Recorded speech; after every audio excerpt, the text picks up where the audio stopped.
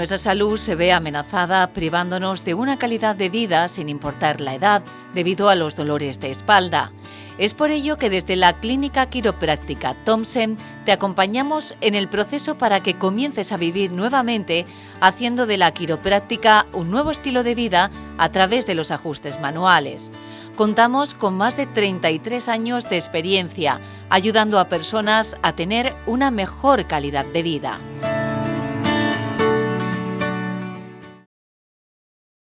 Clínica Quiropráctica Martín Thompson patrocina este programa.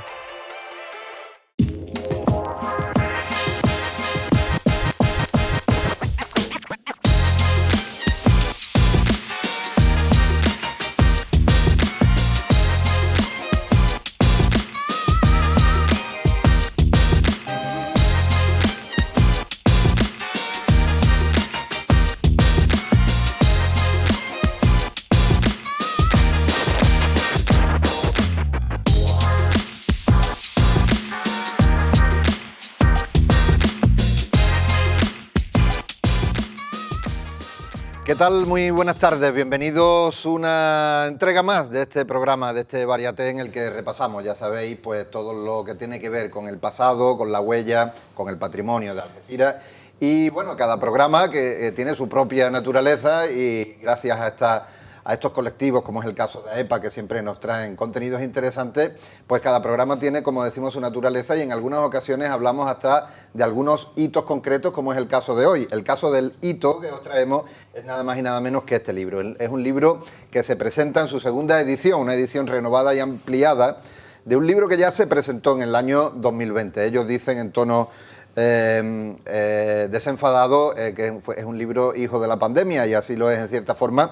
Y es un libro que profundiza en un aspecto muy concreto de la historia de la huella, de la fisonomía de nuestro pueblo, como es el Río de la Miel. Así es como se titula este libro, El Río de la Miel, el río que regó el Jardín de las Hespérides, y sus dos coautores están aquí hoy con nosotros para hablarnos un poquito de todos sus entresijos. Se trata de Pedro Ríos Calvo y Juan Ignacio de Vicente Lara. Muy buenas tardes, bienvenidos a los dos. Buenas tardes. ¿Qué tal? Muy buenas. Bueno, vamos a hablar a lo largo de este ratito de todos los entresijos, todas las curiosidades que encierra este libro, que es una auténtica maravilla en el poco ratito que he tenido oportunidad de verlo, porque todavía no lo había tenido entre mis manos. Curiosidades de todo tipo, desde la biología, desde todos los aspectos de la naturaleza del río, sus orígenes históricos, aspectos que tienen que ver con las construcciones que hubo alrededor, sobre todo sus puentes, y también otras cosas que iremos desgranando a lo largo de la entrevista. Pero bueno, por empezar un poco, contadnos cómo nace esta idea y cómo nace esta idea de hacerlo a dos manos. Bueno, pues la idea tiene un origen muy remoto, porque cuando estábamos estudiando, éramos mozalbete y estábamos estudiando del teatro nocturno en el Isla Verde, veíamos cómo las máquinas perforaban el subsuelo de Algeciras para desviar el río desde Pajarete hacia la playa de los Ladrillos, y Pedro, que había nacido en Pajarete y toda su vida se ha desarrollado junto al río, me transmitía esa tristeza de ver la obra que se estaba desviando al río. Y eso nos llevó a publicar un par de artículos en el área, ahora van a hacer 50 años, y entonces concebimos la idea de que algún día, que ya ha llegado gracias a Dios, haríamos este trabajo. La condición de que él ha llegado a ser biólogo y yo historiador era la combinación perfecta para que enfocáramos el Río de la Miel desde dos perspectivas, desde la geografía, biología y la historia, pero además con los sentimientos de que Pedro ha nacido en ese río y que yo, como todos los algecireños de mi generación, nos hemos sentido dueños de ese río, integrados a ese río. Y como después la historia ha demostrado, Algeciras sin este río, su historia hubiese sido muy distinta.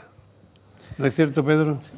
Muy cierto. Además, yo voy a incidir un poquito más. En mi caso, yo siempre he dicho que el río era de mi familia, Entonces, cuando al río lo entierran, para ocultar su miseria ante los visitantes de Algeciras, porque los algecireños casi nos habíamos acostumbrado ya a nuestro río y a cómo olía en esa parte final, cuando lo entierran y demás, yo sentí que se había muerto parte de mi familia, y es cierto que Algeciras perdió parte de su personalidad en aquellos momentos. Nosotros en el libro lo que hemos tratado, como dicen el catedrático de matemática que nos hace el prólogo, Alberto, a través de un diagrama espacio-tiempo hemos intentado plasmar ahí casi todos los aspectos, quedan muchos más, ¿no?, pero casi todos los aspectos que hemos podido, de la biología, pero sin faltar la etnobotánica, un poco las leyendas y fábulas que hay en torno al río de la miel, en fin, las huertas, los regadíos, un poco todo lo que hemos podido, y seguimos recopilando todavía historias en torno al río. Y nuestro último afán es que el río al final vuelva a recuperarse en la parte final y que Algeciras vuelva a tener la personalidad que perdió cuando enterraron al río. Sí, sin duda no, porque bueno, la reivindicación del río o la reivindicación de sus recuerdos es una cosa muy presente en la ciudad, y precisamente el final del libro dedica un episodio a eso, a una propuesta de la que hablaremos ahora a continuación. Decir que, bueno, se me había pasado a decirlo, efectivamente, la vinculación emocional y vital de cada uno de vosotros dos con el río por vuestra trayectoria vital, sobre todo por la infancia, ¿no?, que es la que marca, claro. Y también, bueno, adelantar un poco, aunque nuestra audiencia ya conoce con toda seguridad a nuestros invitados y a los autores del libro, pero bueno, Pedro Ríos, que es conocido también, sobre todo en el mundo de los medios de comunicación, por su trabajo en el Cuerpo Nacional de Policía, pero que tiene esa vertiente de investigación en la biología, que le ha llevado también a cultivar pues todas estas investigaciones. Y Juan Ignacio de Vicente, bueno, toda una institución, fue para quien no lo sabe, el primer director del Museo de Algeciras, fue también el inspirador de la creación del Archivo Municipal y un antropólogo, etnólogo e investigador de la historia de la ciudad de gran valía. Y decir también que se me pasaba a decirlo, que el libro está prologado por Alberto Pérez de Vargas y Roberto Godino. Pasamos, si os parece, porque bueno, hay muchas cosas del río y sobre el contenido del libro que me gustaría que comentáramos, pero antes de eso creo que traéis una galería de imágenes que de alguna manera va a reflejar un poco lo que son los contenidos más interesantes que traéis para comentar este libro, ¿no? Creo que teníamos ya una primera. Bueno, aquí estamos viendo la portada del libro. Sí, en la portada quizás un poco destacar esa imagen bucólica del río en la desembocadura. Ahí se ve perfectamente que en la margen derecha había una especie de murete de separación. Al fondo se ve el puente del Arco, sí. Y ese murete de separación no era ni más ni menos que para evitar que las crecidas del río en pleamar, cuando coincidía esa pleamar con una de las crecidas del río, evitase la inundación, que al final muchas de las veces eran inevitables, la zona baja de la ciudad, la zona del Ángel, el Patio del Cristo, etcétera, etcétera. Sin embargo, en la otra margen, la margen derecha, por donde circulaba el tren hasta el muelle de madera de los vapores que iban a Gibraltar, no hay ningún murete para evitar esas inundaciones. Es una imagen bucólica del río que está hecha sobre un fondo en la que se ve el río en su nacimiento. Creo que es una fotografía que la tenemos también después a continuación. Sí, yo quiero añadir que ese puente del Arco existió hasta 1906, que ya se hizo el nuevo puente llamado de la Conferencia. De la Conferencia, sí. Porque la ciudad necesitaba un puente plano para que los vehículos, las carrozas, pudiesen circular del lado de la margen derecha del río a la margen izquierda. Como los embajadores, ministros plenipotenciarios de las distintas legaciones que vinieron a Algeciras para la Conferencia Internacional de Marruecos se alojaron en la margen derecha, especialmente Hotel Anglo-Hispano, Hotel Cristina y algunas villas así privadas, pues era imprescindible que un puente permitiese el paso, y este puente, el puente del Arco, no lo permitía. Y se construyó el puente que todos hemos conocido con el nombre de la conferencia. Ha habido varios puentes y este del Arco se derribó. Nosotros en el libro aportamos información de todos los puentes del río, hemos recopilado todos los datos que nos ha sido posible, y de este puente tiene una cosa muy curiosa, y es que está construido aprovechando sillares medievales de las murallas de la Villa Vieja, de lo que nosotros actualmente conocemos como la Villa Vieja. Ajá. Se aprovecharon algunos bloques de esos sillares y se colocaron en este puente. Y la obra fue dirigida por Casau, que es el mismo que hizo el campanario de la torre del campanario de La Palma. De La Palma.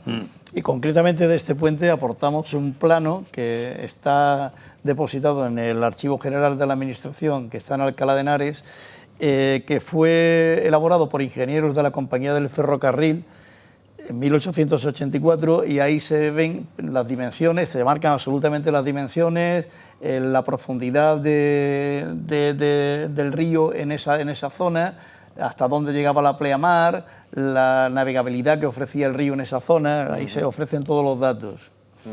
Muy bien, veíamos una siguiente imagen en la que veíamos bueno, no sé, parece la vinculación con el origen, ¿no? Sí, natural.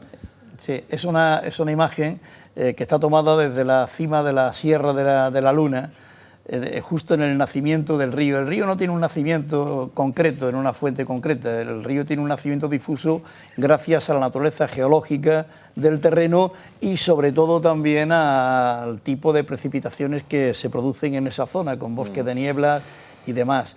Cuando antes la presentación has dicho que el río que regó el Jardín de las Hespérides, yo y Juan Ignacio pensamos que el río sigue regando parte de ese Jardín de las Hespérides que todavía está en esa zona. En esa zona, ¿no? Indiscutiblemente. Ese es el valle del Quejigal hermoso, que recibe diversos nombres según la parte en la que nos encontremos. Ahí se veía un verdor totalmente distinto porque está tomado en primavera, en los quejigos, los quercus canarienses, ahí están mudando las hojas y están naciendo. Entonces el verde se ve distinto, y en primer término se ven las quejiguetas, el Quercus lusitanica, que son estas más achaparradas que están en la cima de la sierra.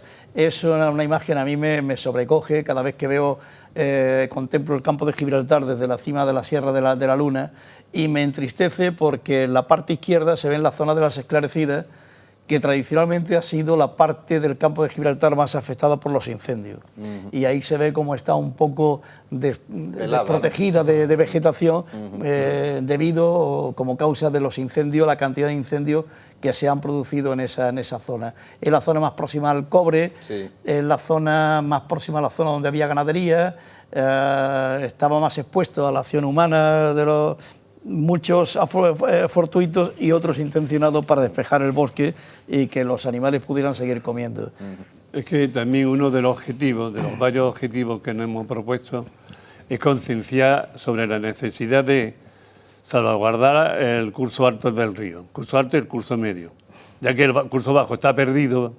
Bueno, esto ya lo comentaremos más adelante, nuestra idea, pero preservarlo, cuidarlo, porque hay personas que cuando visitan esta zona del río no lo cuidan lo suficiente, dejan siempre abandonada basura, restos orgánicos, cosas así de visitantes que no favorecen en nada la limpieza y el cuidado del río. Hay que decir que afortunadamente esa parte alta del río, del curso alto del río de la Media, está protegida, es una zona de alta protección catalogada como zona A, que es la máxima protección que se ofrece en una zona de medio ambiente, pero aún así, bueno, es fácil ir por ahí y ver que gente sin permiso está recolectando setas o está haciendo un uso indebido de la zona.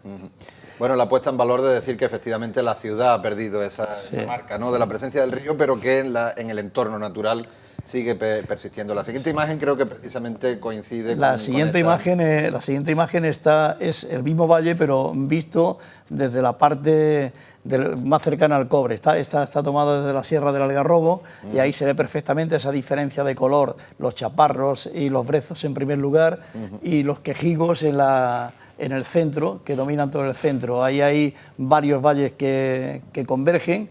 El que más a la derecha viene del puerto de la Zarza, donde están las Corzas, y a la izquierda pues hay varios, tienen distintos nombres: el Corchadillo Doña Juana, el Tesorillo, el lavadero de... He dicho antes el Corchadillo, no, el lavadero de Juana, el Corchadillo y el Tesorillo. Ajá.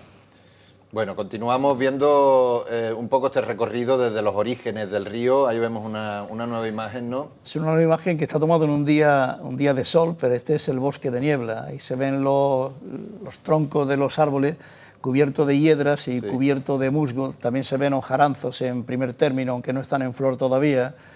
Esta zona es una zona que, debido a la cantidad de días de nieblas que hay en la comarca, en la cima de la sierra, se encargan de atrapar ese musgo, se encarga de atrapar todo el agua, se produce después una lluvia horizontal.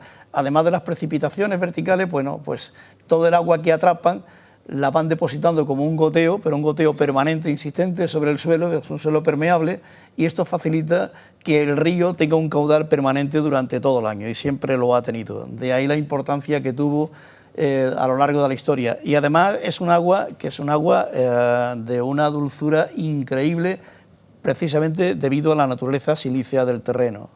Que ha dado nombre al río, precisamente. Eso quería decir, ¿no? Probablemente sí. De ahí, ¿no? Sí. La dulzura del agua, no hay duda que es la que ha dado nombre al río.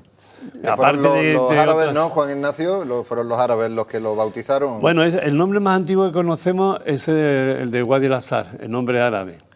Pero es que también tuvo que tener otras denominaciones en época romana y en época bizantina, que esos nombres a nosotros no nos han llegado. No nos han llegado. No, lo que sí nos ha llegado son los nombres de las distintas ciudades algeciras antes de la invasión árabe, que era primero la ciudad púnica de Iulaiosa, después la romana con dos nombres, Tingentera o Tingis, que quiere decir Tingis Altera, la otra Tingistera, o también Julia Traducta. Esos son los dos nombres de la Algeciras romana. Pero recientemente una paisana nuestra, arqueólogo, doña Ana María Berejeno, ha recuperado el nombre de la Algeciras bizantina. Es muy interesante porque el nombre de la Algeciras bizantina nos suena a Mesopotamia. Mesopotamia es lo que hemos estudiado, geografía, historia, sabemos que quiere decir tierra entre ríos. Pues también en Algeciras tuvimos una Mesopotamia, exactamente.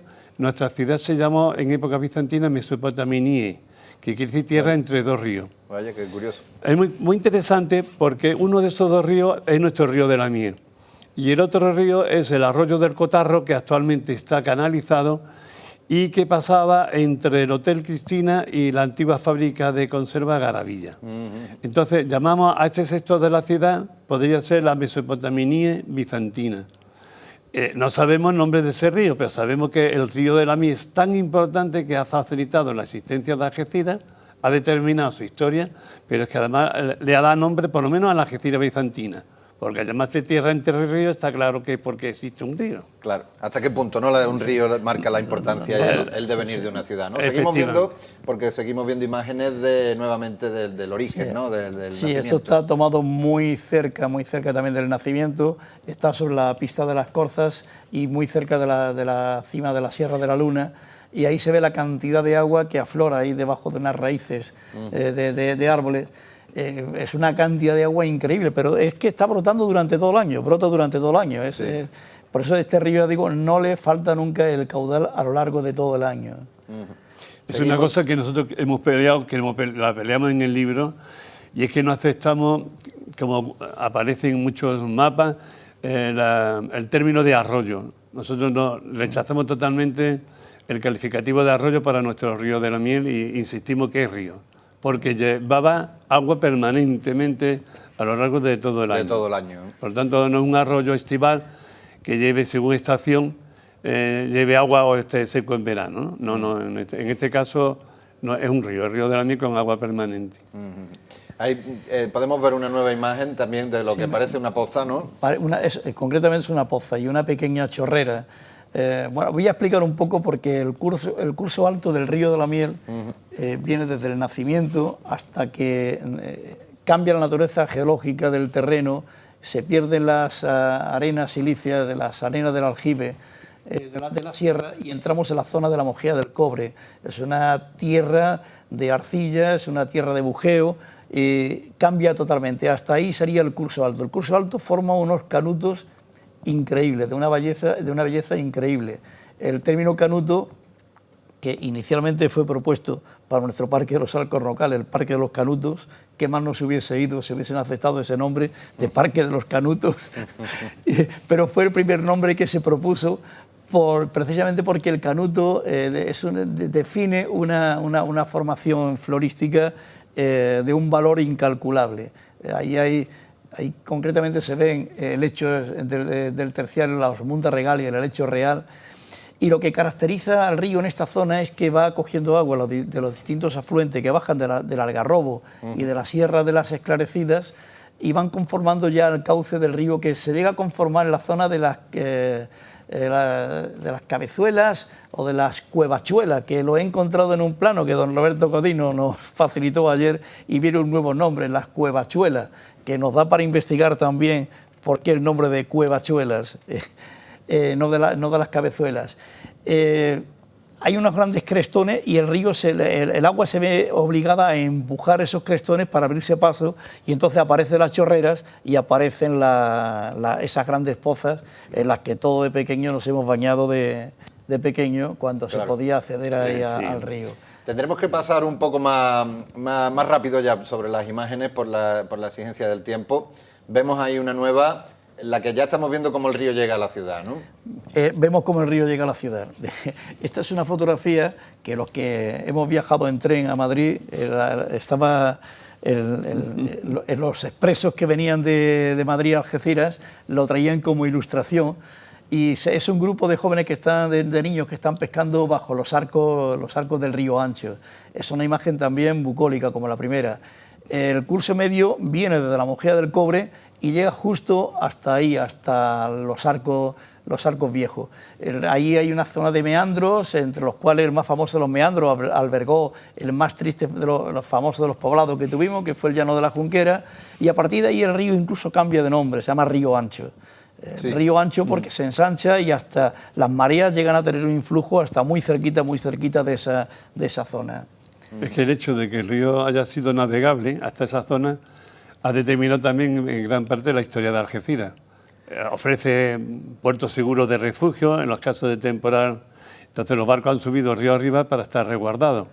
Y hasta es posible que hayamos tenido algún puerto en la... Fluvial, ¿no? Sí, un puerto fluvial casi seguro, vamos. No sabemos exactamente en qué punto, pero seguro que hemos tenido diques fluviales, sí. Ahí podemos ver una imagen de un plano, ¿no? La puente. Bueno, este es una ilustración muy interesante, porque este es el puente medieval de Algeciras, sí, que hemos conocido todos posteriormente su sucesor como el puente Matadero. Ajá. Este es el puente que en el siglo XVIII se encontraba en estado de ruina, y un vecino de este puente que le pide al rey Felipe VI que le autorice a explotar unas tierras situadas al lado, en la margen izquierda del río de la Miel. Podía ser sector entre la actual capilla del Cristo de la Alameda y el cine, teatro Florida. En esa zona se situaría un lugar llamado El Realejo. Este vecino, que es hijo nada menos que de Bartolomé Luis Varela, regidor de Gibraltar, gran propietario en Algeciras, antes de la pérdida de Gibraltar, le propone al rey que si le deja explotar estos terrenos, él con su dinero repararía el puente medieval. Al final, el rey le concede los terrenos, pero este señor no llega a hacer las reparaciones comprometidas, y el rey manda a ingenieros militares y hacen este proyecto, el proyecto de restauración. Y este puente se salva hasta que posteriormente, en el siglo ya final del siglo XIX, se derriba y se construye el que hemos conocido como Puente Matadero, que ha marcado toda la vida nuestra, ¿no? Y de hecho el nombre lo ha tomado por el matadero que estaba junto a él. Y bueno, es una joya cartográfica, pero si es importante por sí el mapa, más interesante es la documentación que lo acompaña, que lo hemos localizado en el Archivo General de Simancas, la ha transcrito mi esposa Mercedes Ojeda, y la información que hemos sacado de ese contencioso que tiene Varela con el rey, con los regidores, es interesantísimo, porque se deduce gran parte de la historia del siglo XVIII de Algeciras. Claro. Porque qué interesante, otro de los aspectos, claro, incluido... Está recogido en el libro. En el libro, claro. Sí, leyendo este capítulo, porque van todos los puentes, ¿no? Lo existente y lo que han existido. Pero leyendo el capítulo del puente de este puente medieval, se saca unas conclusiones muy interesantes acerca del renacer de Algeciras en el siglo XVIII. Pues muy interesante, como decimos, en el libro se recogen muchos aspectos también de la historia, como no puede ser de otra forma, y aquí vemos otra imagen, también un plano, ¿no? El proyecto de Bermúdez. De la bahía. Este es el famoso proyecto de Jorge Próspero Berbón, sí, jefe de los ingenieros militares, que cuando accidentalmente viene a Algeciras en 1721, descubre la belleza del lugar, dice que no hay un sitio en España más ameno que este, con gran riqueza de agua natural, con madera, con cal, con buena arcilla y propone la reconstrucción de la ciudad. Pero además sondea el puerto y descubre que en la desembocadura del río de la Miel se encuentra un fondeadero extraordinario, prodigioso, formado por las piedras, un arrecife de una piedra de las cuales la famosa es la piedra de la Galera, sobre la que se ha construido el puerto, y nuestra isla verde. Y entonces Borbón propone al rey la reedificación de Algeciras, y ahí también ya toma un lugar importante el río, porque se propone que el río se haga navegable. Ya lo había propuesto antes el obispo de Cádiz, don Lorenzo Mengual de la Mota, que es el gran padre del proyecto de la recuperación del renacer de Algeciras, y se marca que entre las murallas de la ciudad y el río hay que respetar una distancia que es la que da lugar a que el hecho de Algeciras tenía un foso que le daba la vuelta, y actualmente cuando vemos el trazado urbanístico de Algeciras, Avenida Blas Infante, El Secano, Segismundo Monet, vemos que se ha respetado una distancia entre lo que es el casco urbano y el río y el resto de la ciudad, para que haya una especie de espacio libre donde el ejército pueda asentarse y controlar la defensa de la ciudad. Entonces es un mapa militar, pero es un mapa también urbanístico de Algeciras, porque Borbón lo que propone es que trazado las calles en forma ortogonales y recuperar, más o menos traer a Algeciras, y la idea de que se estaba ya haciendo los ingenieros en América española, ¿no? Entonces la idea de las calles ortogonales, cruzadas en ángulo de 90 grados. Las manzanas. Claro. Hallazgos también que aporta, ¿no? Como decimos, este libro de Pedro Ríos y Juan Ignacio de Vicente, donde estamos viendo, ¿no? Como la localización también de planos y de documentos. Además muy interesante, y tiene esta edición, que no la tenía la anterior, porque efectivamente el pasar ya del encierro nos ha permitido recuperar algunas cosas. Hemos recuperado dos datos muy interesantes del río. Y uno de ellos es que en 1741 son lancheros, armadores de Algeciras, los que de su propia iniciativa proponen al rey Felipe V que hagamos un puerto en Algeciras sobre las piedras de la Galera. Entonces ellos se comprometen a carrear las piedras por su cuenta sin cobrar nada, e incluso a pagar un arbitrio por cada vez que un barco de ellos vayan a Ceuta o a Cádiz. Con esos arbitrios se pagaría a prisioneros militares que cobraran una dieta por realizar el trabajo de construcción del puerto. Y ese documento, que está en el Archivo General de Simancas, lo publicamos nosotros en el libro por primera vez, y lo que nos está indicando es, una vez más, que es el esfuerzo de los algecireños en el siglo XVIII los que hacen empujar la recuperación de la ciudad, que estaba en ruinas desde los tiempos medievales. Aunque la ciudad estaba en ruinas, también hay que decir que toda la zona del campo de Gibraltar estaba llena de cortijos, ranchos, es decir, que aquí había una vida grande importante. Hay una última imagen, ¿no? También un plano nuevamente en el que podemos ver también otro documento, ¿no? Del libro. Bueno, eso es una reconstrucción que hemos hecho nosotros, lo ha hecho José Antonio Huidobro, sobre el plano actual de la ciudad. Hemos marcado algunos nombres de cortijos que ya existía anterior a 1704. Entonces es curioso porque detectamos que el actual gobierno militar de esa zona era el cortijo del Pozo del Rey, que la actual calle Prín era el cortijo de los Serranos. Incluso en la calle Agustín Bálsamo hay un establecimiento comercial que mantiene el nombre de Bonete. Aza de Bonete ya existían en el siglo XVII. Ajá. Entonces, sobre ese plano hemos marcado algunos de esos nombres, y el más importante es, por supuesto, el cortijo de Varela, situado en la Plaza Alta. Ajá. Bueno, como decimos, documentos todos que pueden ustedes localizar, pueden ustedes disfrutar, y con mucha más profundidad y de reflexión, en El Río de la Miel, la segunda edición ampliada, este libro de Pedro Ríos y Juan Ignacio de Vicente, tan interesante y tan necesario, porque no existía todavía un monográfico que hubiera dedicado tanta profundidad a este tema. Lamentablemente la televisión es así, el tiempo se nos va. Nos hubiera gustado hablar de muchos aspectos curiosos que contiene el libro. Por ejemplo, me ha llamado mucho la atención un capítulo que habla de leyendas, de lo que seguramente podremos hablar otros días relacionadas con el libro, pero no me gustaría despediros sin que hablemos de un último capítulo que dedica el libro y que creo que es de interés general, como es esa propuesta de recuperación, porque hay quien defiende pues que el río podría volver a rebrotar otra vez en la imagen de la ciudad de Algeciras, ¿no? Vamos a ver.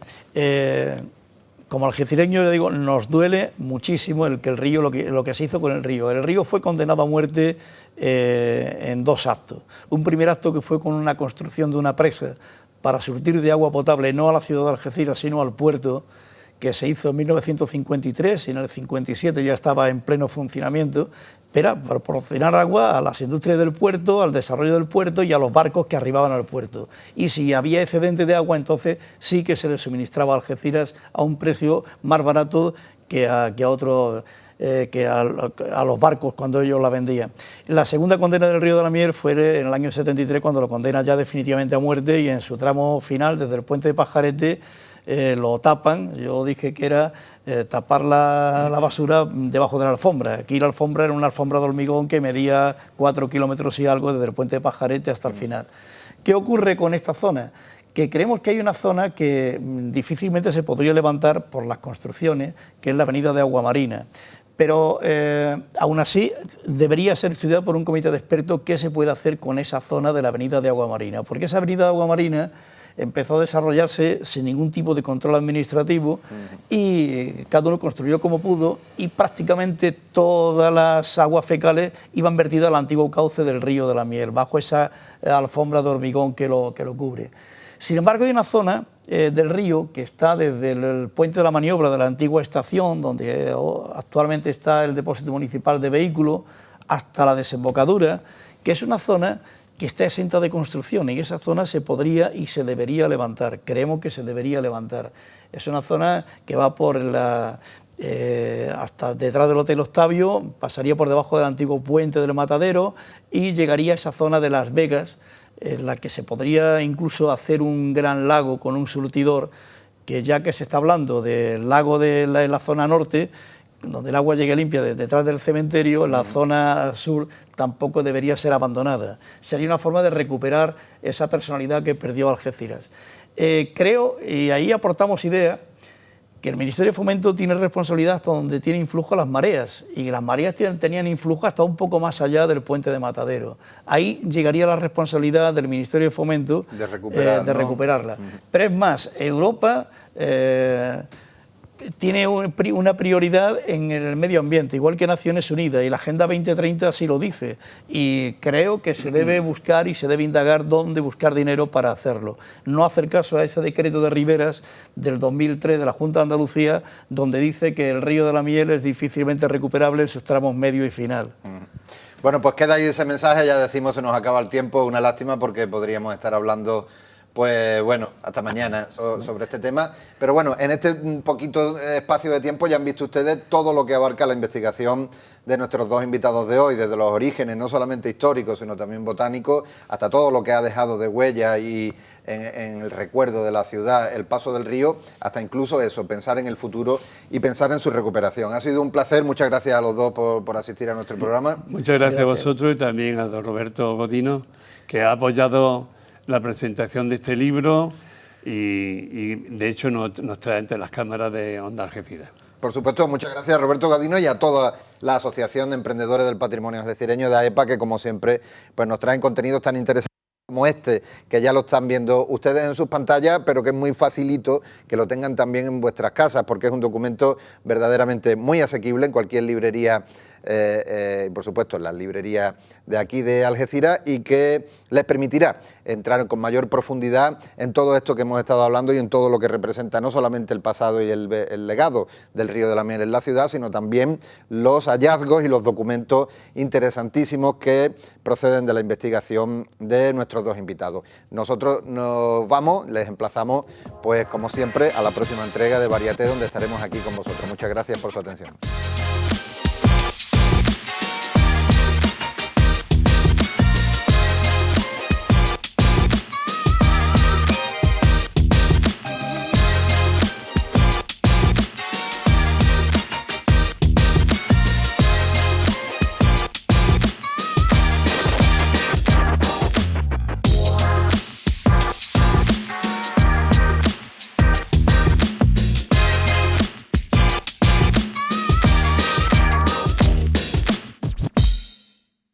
Clínica Quiropráctica Martín Thomsen patrocina este programa.